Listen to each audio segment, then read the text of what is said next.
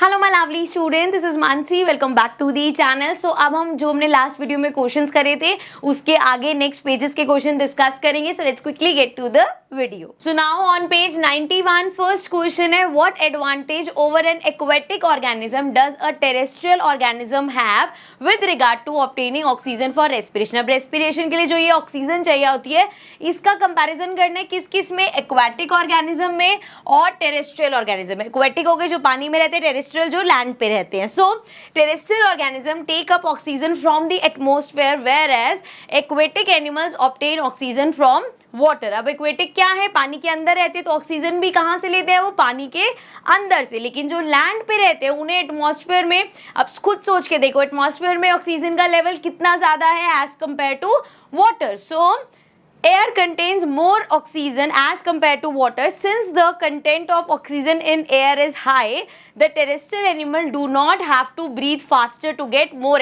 oxygen. अब हमारे साथ ऐसा नहीं होता कि हमें बहुत तेज ब्रीथ करना होता है कि हमें ऑक्सीजन मिल सके, समझ रहे हो। लेकिन जो पानी में ब्रीथ करें उनको बहुत तेज ब्रीथ करना पड़ता है क्योंकि वाटर में ऑक्सीजन का लेवल कम होता है। ओके, नेक्स्ट क्वेश्चन पे आते हैं। So second question है, what are the different ways in which glucose is oxidized to provide energy in various organism। अब ग्लूकोज का ही हमने पूरा टॉपिक किया था बहुत अच्छे से।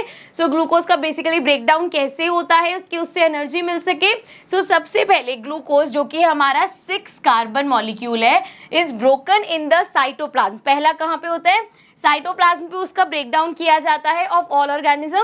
This process yields a 3 carbon molecule compound called pyruvate. So यहाँ पे ये जो 6 कार्बन मॉलिक्यूल है उसको ब्रेक डाउन करके पहले 3 कार्बन मॉलिक्यूल में कन्वर्ट किया जाता है जो कि है पायरोवेट। उसके बाद further break down of pyruvate takes place in different manners in different organism.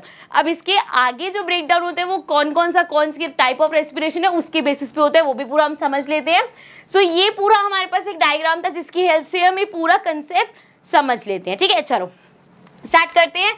Glucose है जो कि 6 कार्बन मॉलिक्यूल है एंड साइटोप्लाज्म में फर्स्ट ब्रेकडाउन हो जो भी हम थ्योरी में पढ़ के आए हैं पायरोवेट में, जो कि एक 3 कार्बन मॉलिक्यूल और साथ में एनर्जी, जब भी ब्रेकडाउन होगा एनर्जी प्रोड्यूस होती है। ठीक है, अब फर्दर देखो, अगर ऑक्सीजन एब्सेंस है, मतलब यीस्ट जैसे केस में जहां पे बिना ऑक्सीजन के रेस्पिरेशन होता है, तो इस केस में फर्दर ब्रेकडाउन में एथेनॉल, कार्बन डाइऑक्साइड और एनर्जी प्रोड्यूस होती है, जिसमें एथेनॉल हमारा 2 कार्बन मॉलिक्यूल है। ठीक है, अब उसके बाद ये देखो यहां तक सबका सेम है, ये ध्यान रखना।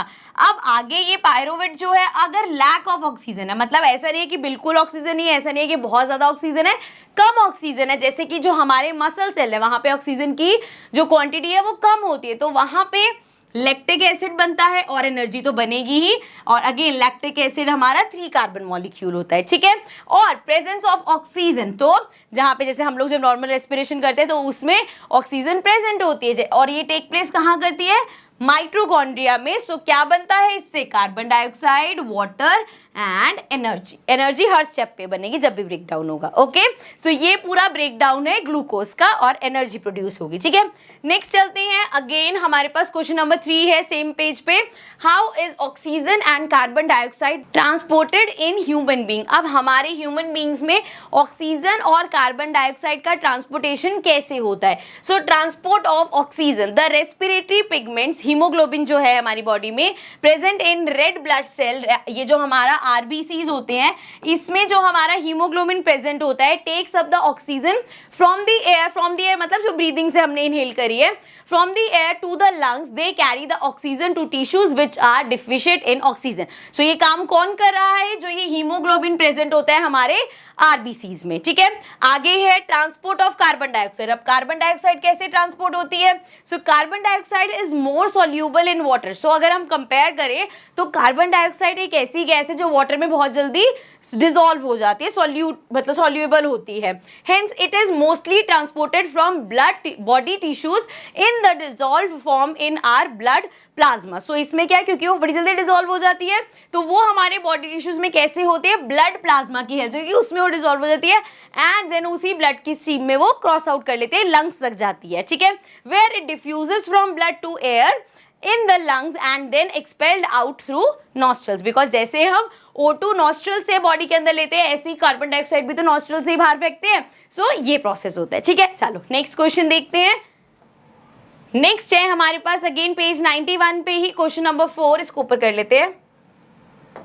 So question says, how are the lungs designed in human beings to maximize the area of exchange of gases? So lungs किस तरीके से डिजाइन करे गए हैं जिससे मैक्सिमम एयर जो गैस एक्सचेंज है वो पॉसिबल हो पाता है. सो हमें ये पता है कहाँ पे सारा गैस एक्सचेंज होता है, ये नोट्स में हम पढ़ के आए हैं. जो हमारे एल्वियोली होता है वहां पे सारा ये exchange of gas take place करता है. So alveoli are the site for exchange of gases. The lungs get filled up with air during the process of inhalation. जब हम inhale करते हैं तो हमारे lungs air से भर जाते हैं because हमने अभी सांस अंदर लिया, air अंदर ली है. During the process of inhalation, as ribs are lifted up and diaphragm is flattened. ये पूरा हमने नोट्स में डिस्कस किया हुआ है, ठीक है. सो सीधा क्वेश्चन आंसर्स पे जंप कभी मत करना, नोट्स जरूर देखना ताकि आपको चैप्टर समझ में आए. जब कंसेप्ट्स क्लियर होंगे ना, क्वेश्चंस पढ़ के आपको आंसर्स खुद पता होंगे, ठीक है. चलो, तो डायफ्राम हमारा फ्लैटन होता है, रिब्स ऊपर. अब देखो ना यार, सिंपल सा इतना एरिया, मान लो एक लंग की बात करो, इतना एरिया. जब आप इनहेल कर रहे हो तो वो इस तरीके से बढ़ेगा. अब जो डायफ्राम इस तरीके से वो यूं इस तरह से फ्लैटन हो जाएगा बिकॉज चेस्ट कैविटी आपकी एक्सपैंड हो रही है. आगे देखो, the air that is rushed inside the lungs फिल्स the numeral alveoli present in the lungs. तो हमारे लंग्स के अंदर जो एल्वोली प्रेजेंट है उसको वो फिलअप कर देते हैं, भर देते हैं.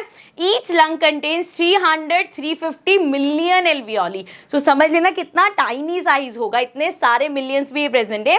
These numerous alveoli increases the surface area for gaseous exchange making the process of respiration more efficient. और वही स्पेस बनाते हैं, सरफेस एरिया बढ़ाते हैं ताकि गैसियस एक्सचेंज हो पाए और रेस्पिरेशन अच्छे से कर पाए, ठीक है. सो गाइस, वीडियो को करते हैं यहीं पे एंड. इसके आगे की जो भी क्वेश्चंस रिमेनिंग है हम लोग नेक्स्ट वीडियो में कंटिन्यू करेंगे. So I will see you all in the next video. And अगर आपने चैनल को अभी तक सब्सक्राइब नहीं किया तो किसका वेट कर रहे हो, फटाफट से सब्सक्राइब बटन दबा दो. Bye for now.